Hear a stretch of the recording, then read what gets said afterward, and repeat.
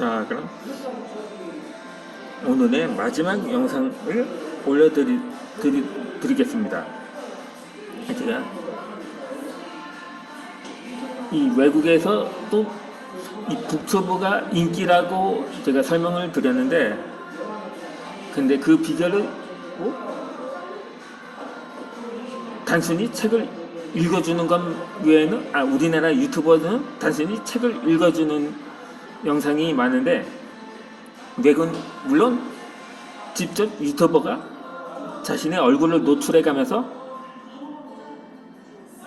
소개를 하는 영상도 있는데, 물론 자막도 자막을 다양하게 활용하기도 하는데, 이 외국의 사례는 오히려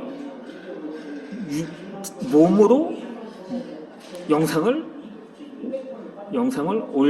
올린다고 할 수가 있는 거죠.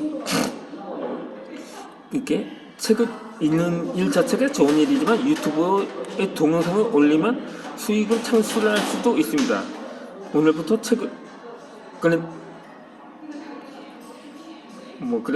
보니까 저도 한때 책을 읽어주는 영상을 올려드리기도 했는데, 그 가운데 하나가 주의해야 할 점은 바로 이 저작권 논란입니다. 저도 그 책을 읽는 영상을 올리는 과정에서 몇 번 저작권 문제로 인해서 그 경고문이 붙여지기도 했는데, 그러다 보니까 물론 예외도 있겠죠. 제가 여러 차례 언급한 대로 목소리가 너무 좋다든가, 그랬다고 이게 저작권자가 봐주었다고, 아니면 사전에 협상을 한다든가,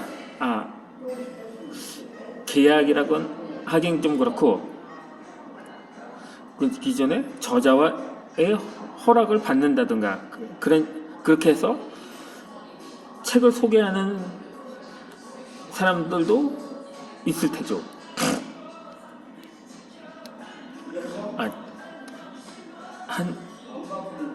그러니까 한 5년 전에 통계에서도 초중학생들의 장래 희망이 유튜버라고 소개가 된 적이 있었는데, 한때 그 유튜브가 폐지가 된다는 소문이 돌면서 다소 순위가 하락을 하다가 지난해 12월에 초등학생들의 장래 희망 직업을 집계한 조사에서 또다시 유튜버가 상위권으로 다시 올라섰다는 사실입니다.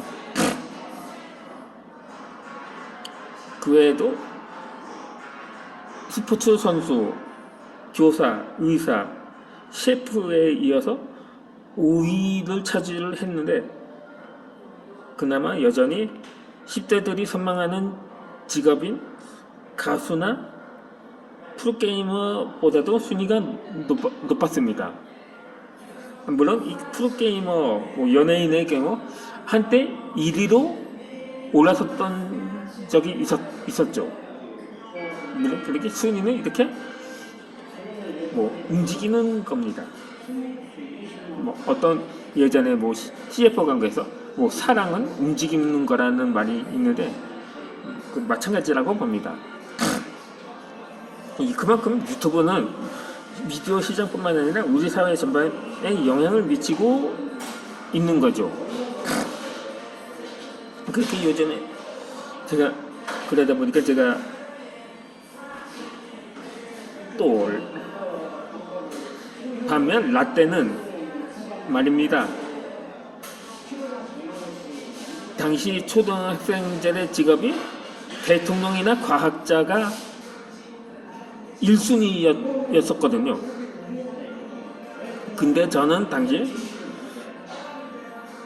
제가 글 쓰는 것 말고도 여행을 좋아했기 때문에 열차 승무원이 꿈이었었던 적이 있어요.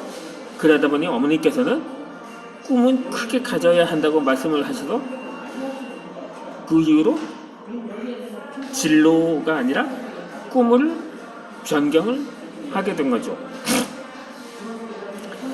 근데 당시의 장래 희망을 이었던, 물론 지금 아직까지는 대통령은 나오지 않았지만 지금 그때와는 비교조차 할 수가 없는 과학기술의 발달은 그 당시에 꿈꾸었던 아이들이 어느 정도 이루어진 것이라고 볼 수가 있을 것입니다.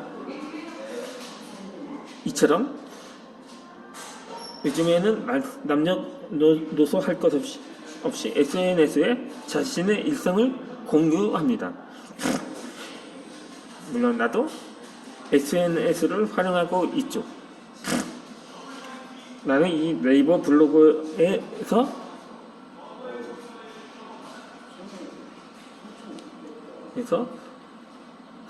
특정 주제는 정하지 않았는데 그러다가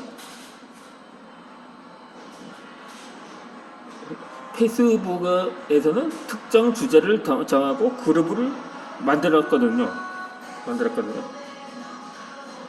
그렇게 해서 2년 전부터는 유튜브 무명 작가의 인생 강의를 운영하고 있습니다. 이 개인 계정 시절에는 그냥 제 본명으로 그냥 이작가 TV라는 채널을 운영을 하다가 이제 계정이 한두 번 정도 바뀌었는데 그렇게 지금의 채널명으로 고정하고 있는 거죠.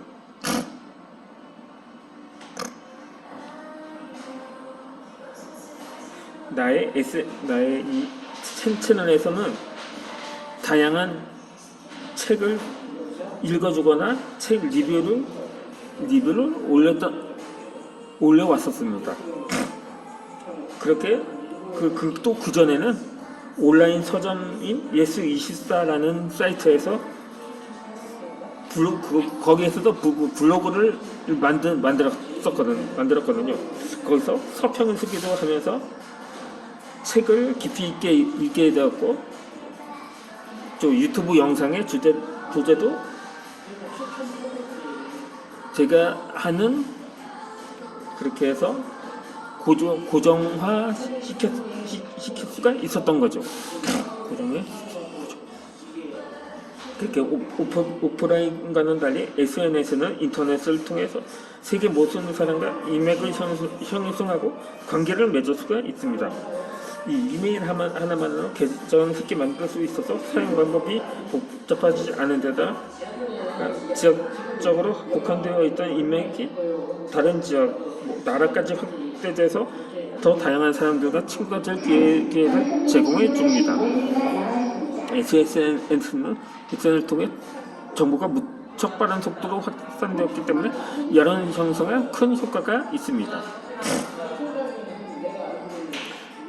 또 SNS는 두 가지 효과를 가지고 있습니다.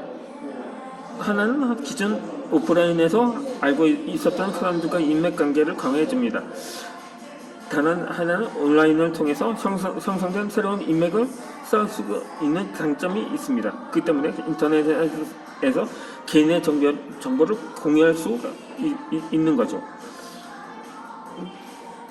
의사소통을 도와주는 소셜미디어인 1인 커뮤니티라고도 불립니다.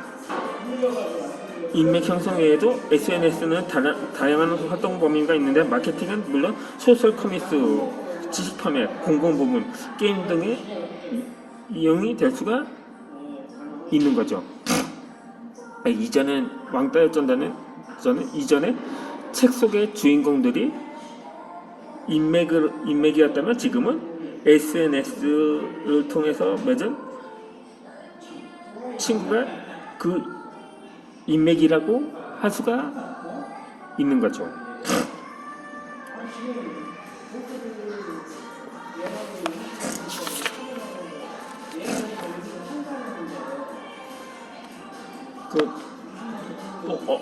어떤 또 많은 작가들이 또 책을 쓰는 작가들도 아웃풋의 통로로 SNS를 적극적으로 활용할 것을 권유합니다. 그렇게 읽는 부분에 단 몇 줄만만 공유해도 책 내용이 생각나기 때문에 기억이 오래 남는다고 합니다. 그렇게 책에 나오는 좋은 구절이나 명언들을 활용해서 SNS에 공유하면 좋아요 등을 받으면 동기부여가 된다는 거죠. 그 다음에 더 잘 쓰고 그러면 다음에 더 잘 쓰고 싶기 때문에 더 집중해서 읽게 되고 글을 쓸 수가 있게 되는 것입니다. 그렇게 그 자신이 읽은 책 내용을 SNS에 공유하면서 의미와 그 재미를 동시에 챙길 수가 있게 됩니다. 이렇게 책을 읽으면서 새로운 사실을 알게 되고 새로운 시대상에 눈을 뜨기도 합니다. 이 책을 왜 이제서야 알게 되었을까 하는 아쉬운 마음이 들 때도 있습니다. 책이 있는 대로만 하면 뭐든지 할 수 있을 것 같습니다. 그렇게 책 한 권을 다 읽고 나면 뿌듯한 거죠. 어린 시절 환경이 좋지 않았던 나는 늘 배우는 것을 좋아했습니다. 하지만 책만큼 빨리 누구에게도 피해를 주지 않고 배움을 주는 것은 없었던 거죠. 제가 이제는 그 출판사를 왜 이제야 알았을까? 물론 제가 내 책을 내 원고를 승인해준 출판사를 읽었는데 그래도 그 좀 후회가 남는 것도 그러한 맥락과 연결이 될 수가 있는 거죠. 왜? 또 누군가를 알게 된 것도 사람과 사람끼리 어떠한 인맥을 맺는다는 것도 진작 저 사람을 진작에 만났더라면 하는 생각도 드는 것도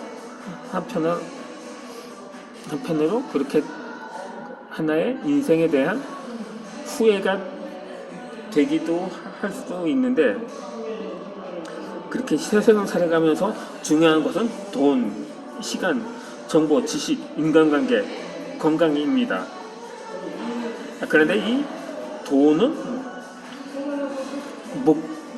그것이 수단이 될 수는 있는데 목표가 되거나 목적이 되어주진 않은 거죠.